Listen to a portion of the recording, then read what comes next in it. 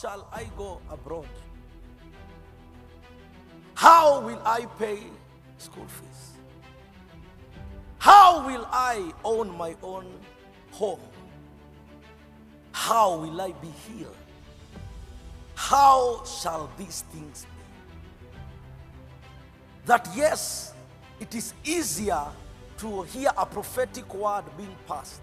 But at times now in the secret place, and you evaluate, you can get to a position where you can ask yourself, how shall this be? You look at what the Bible says concerning your life and actually how your life is, and you can't help but notice that there is a great gap.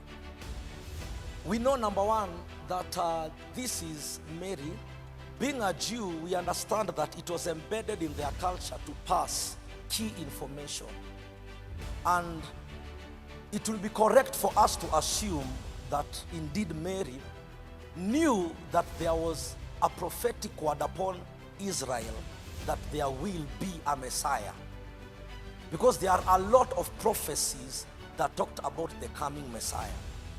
Now verse number 31, 32, 33, suddenly an angel appears after a long prophetic silence, and then the angel now begins to communicate these things that were initially just prophetic words.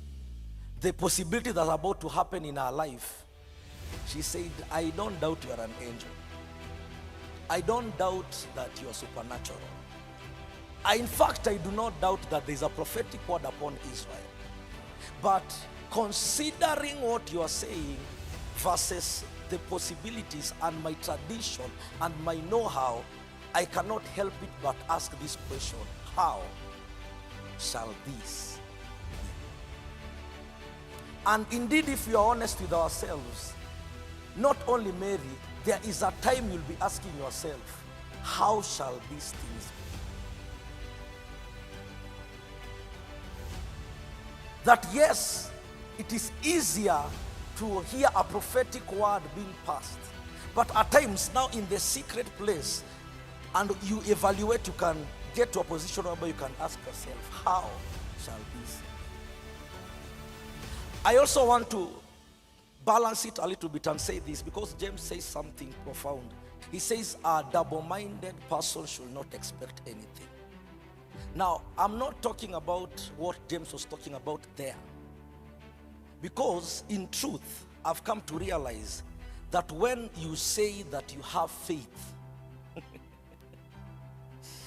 it is accompanied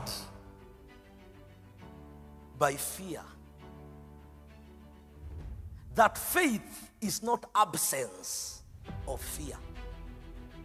It means even when we are talking about faith, there is something inside of you, regardless of who you are, that when you look based on the parameters that are laid before you, and you have a track record of faith. I say you can have all the badges, you can have all the honors, you can have all the titles, you can have all the credentials.